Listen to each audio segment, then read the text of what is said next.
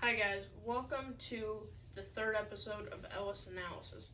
I'm Jack Ellis, and this week I want to talk about something very relevant. Now, last week I had to talk about censorship in our current political climate, especially with movies, because that's something I find very important.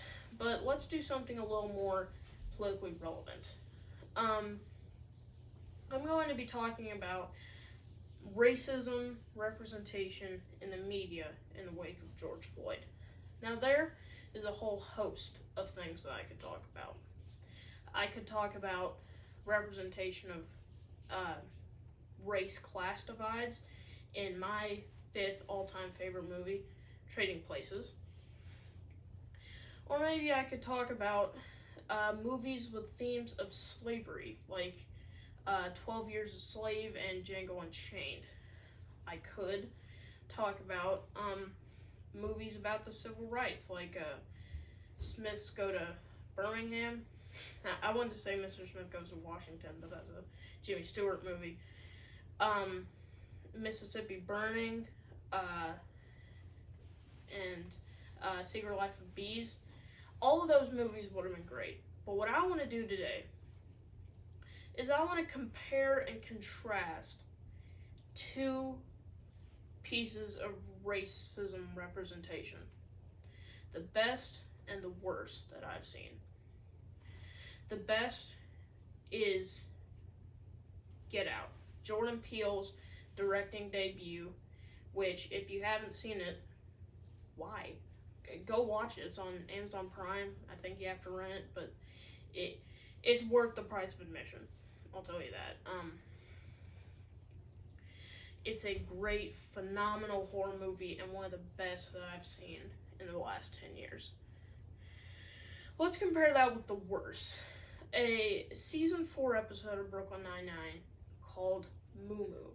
This has more to do with the police racism that has been very prevalent today. And in that vein, it has a lot to do with what's going on now. And you might say, those two things seem very irrelevant due to class divides and police racism. But in my mind, there are also themes of police racism in Get Out, especially if you've seen the alternative ending. So, why does one work while the other doesn't? For one, Get Out conveys heavy themes without being preachy. If you ask anybody in my family a politically themed episode of Brooklyn Nine-Nine, they'll use one word: preachy. Get Out is anything but that. It conveys themes like slavery as they auction off these people of color, and they only use them for specific purposes, and that every house worker at their house happens to be black. But the main thing is it is an evocative symbol of black oppression in America, and it's conveyed through symbolism and with things like hypnotizing, brain transplants, and the sunken place. Now, Brooklyn Nine-Nine's episode, as opposed to that, less conveys it subtly through symbolism and clever writing, and just beats you over the head with his message, almost in a sense of not wanting to portray something, but just validation. Where it almost thinks the audience is stupid and can't interpret it as anything else. And every one of its points is ad hominem or straw man.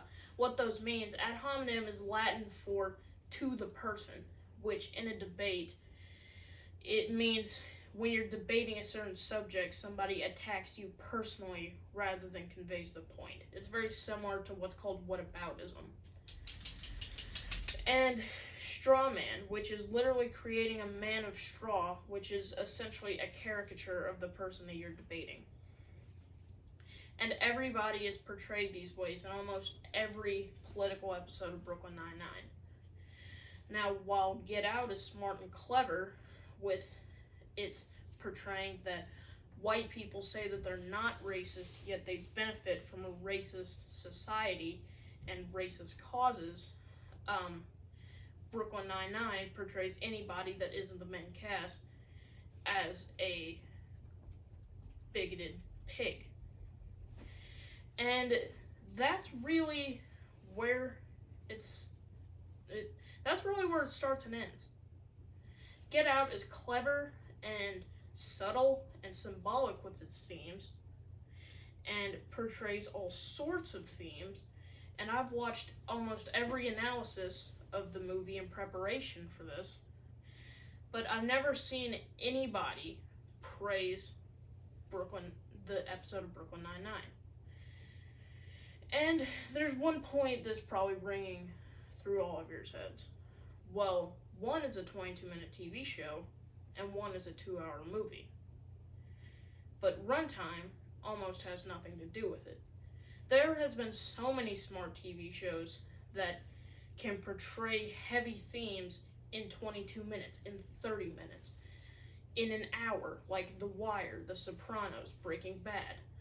Shows that are smart and clever with their themes and what they're trying to portray, with heavy episodes that deal with heavy topics. Shows like Stranger Things, Rick and Morty, and Cobra Kai, for example.